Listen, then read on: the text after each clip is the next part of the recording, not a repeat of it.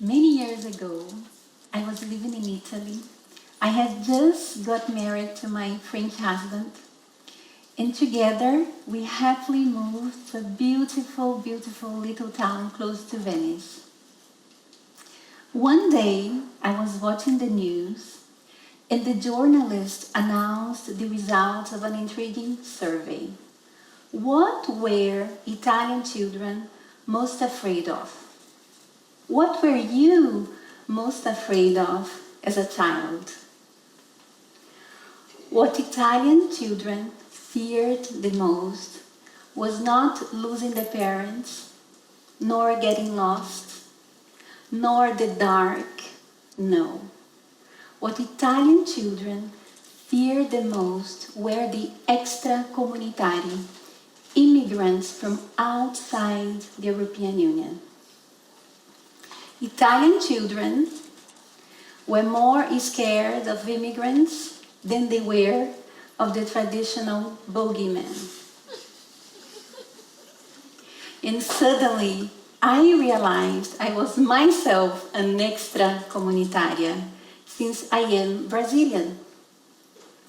As it happens, at that time, I was writing an academic paper about immigration, and countless studies demonstrate the positive impact of immigration in the Italian economy. And I said to myself, how come such a positive thing, rationally, can be perceived as such a negative thing emotionally? And since then I became fascinated with the relationship of human beings to differences. Diversity is the mix of visible and invisible human differences. Some differences are quite obvious, such as differences related to gender, to age, to ethnicity. Some other differences can be more subtle, such as differences in personality types, in thinking and learning styles, in abilities, in sexual orientation. Inclusion is a culture that makes you feel welcome and free to be yourself, even if you are different from the majority. Inclusion and diversity remind me of good cooking. Diversity are the ingredients, and inclusion is the recipe to combine the ingredients in such a way that the end result is a delicious meal where the ingredients complement each other while revealing the best flavors. In the business world, I came across a paradox very similar to the one I found in Italy. Countless studies show that inclusion and diversity can improve decision-making, engagement, productivity, innovation, sales, and even financial results.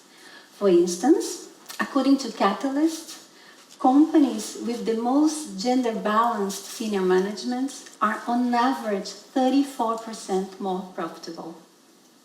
According to McKinsey, the most ethnically diverse companies are on average 35% more profitable. Yet, companies struggle to make progress in this area. Why? Corporate culture is said to be one of the key barriers for inclusion and diversity.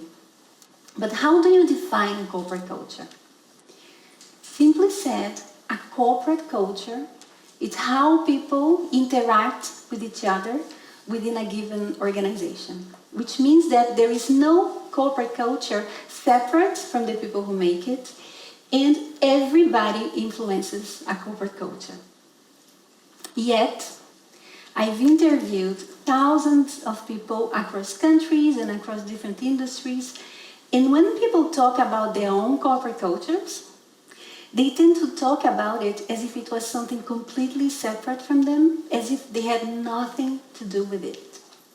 For instance, when it comes to inclusion and diversity, when I ask employees, how do you contribute to a more inclusive work environment?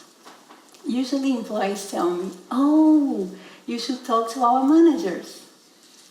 And then I ask the same question to the managers, And they say to me, oh, you should speak with our directors. And then I have the exact same conversation with the directors. And they tell me, oh, this is an excellent question. You should speak with our human resources director. And do you know what human resources directors usually tell me? They say to me, this is really the management's responsibility. And the truth is, there is a responsibility chain. No one alone can create an inclusive culture, but everybody has a role to play because everybody has an influence zone.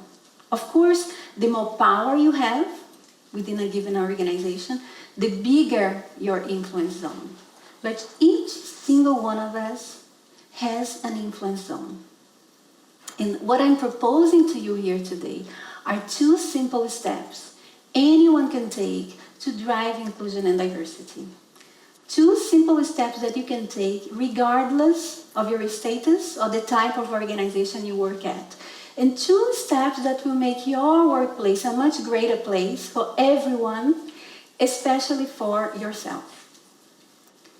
So the first step happens inside your mind. And it consists in going beyond your first impressions. Do you know how long it takes to form an opinion about a stranger? 1/10 of a second.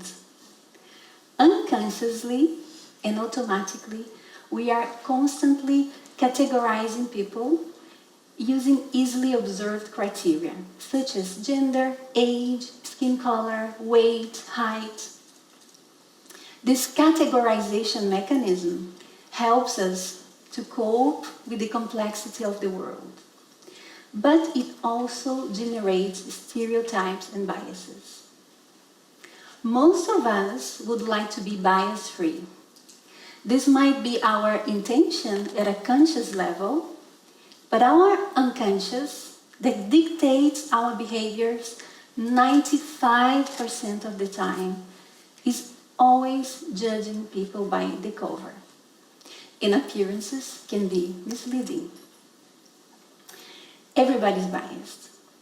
Once I was speaking with a receptionist who was visually impaired, and she told me that even she could judge people before knowing them based on their tone of voice.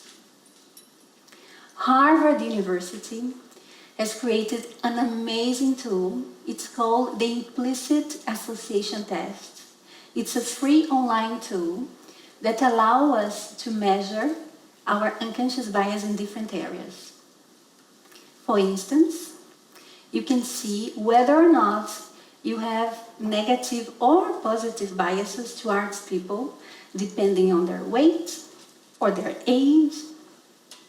By the way, would you listen to me differently if I were older? Did you know that according to the research group, your age is the first discrimination criteria in Europe? What if I were black? Would you listen to me differently? Actually, if I were black, maybe I wouldn't even be here today. Did you know that in the UK, according to the National Center for Social Research, people with non-white sounding names have to send 2 times more applications than people with white sounding names in order to get an application? I'll repeat. Did you know that people in the UK, people with non-white sounding names, they have to send out 2 times more applications than people with white sounding names in order to get a call back for an interview? And what if I were a man? Would you listen to me differently?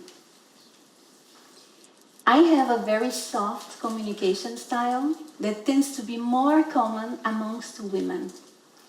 And in our societies, we often mistake softness and weakness. And that's one of the reasons why women tend to be less appointed to leadership positions.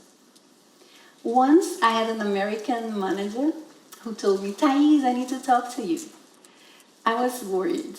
And then he looked at me and he said, "When I hired you, I had lots of doubts regarding your capacity to lead our strategy because you seem to be too kind. In time showed to me how mistaken I was regarding your abilities the first time I saw you."